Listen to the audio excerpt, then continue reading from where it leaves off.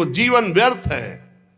इसलिए भगवान के परम भक्त आत्मविद्या विशारद भगवान श्री सुखदेव जी ने परीक्षित जी के सुंदर प्रश्न करने पर बड़ा सुंदर उत्तर दिया होगा, हम सब सुनना चाहते हैं।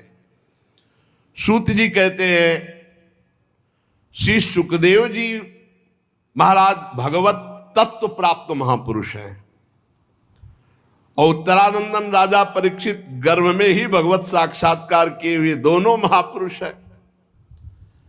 शरीर, पत्नी, पुत्र, महल, पशु, धन, भाई, बंधु, निष्कंटक राज्य, सब का सब एक क्षण में त्याग दिया सबकी ममता, और ममता त्याग कर गंगा किनारे भगवान की प्राप्ति के लिए एक क्षण में सब कुछ त्याग दिया। शौनकादि ऋषि महामनस्वी परीक्षित ने अपनी मृत्यु का निश्चित समय जान लिया था, इसलिए उन्होंने धर्म, अर्थ और काम तीन का त्याग कर दिया और संन्यास ले लिया।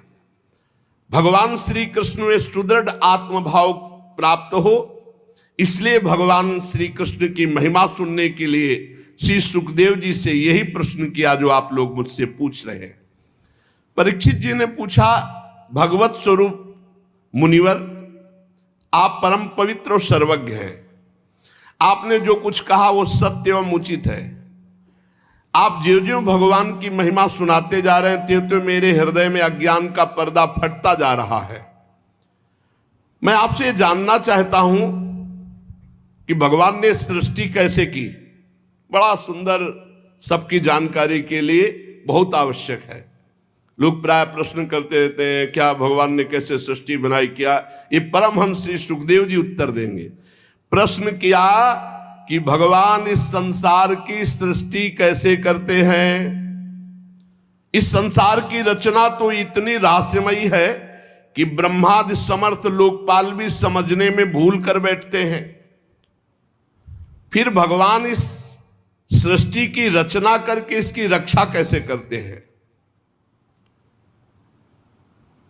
अनंत शक्ति परमात्मा किन किन शक्तियों का आश्रय लेकर अपने आप को सृष्टि रूप में रचते हैं, किन किन शक्तियों का आश्रय लेकर अपने आप की रक्षा करते हैं, ध्यान से सुनना, और किन किन शक्तियों का आश्रय लेकर अपने आप से अपना विनाश करते हैं। विनाश खेल तीनों भगवान किसी और से नहीं करते, अपने आप से अपने आप की रचना, अपने आप से अपने आप का पालन और अपने आप से अपने आप का विनाश, संहार खेल।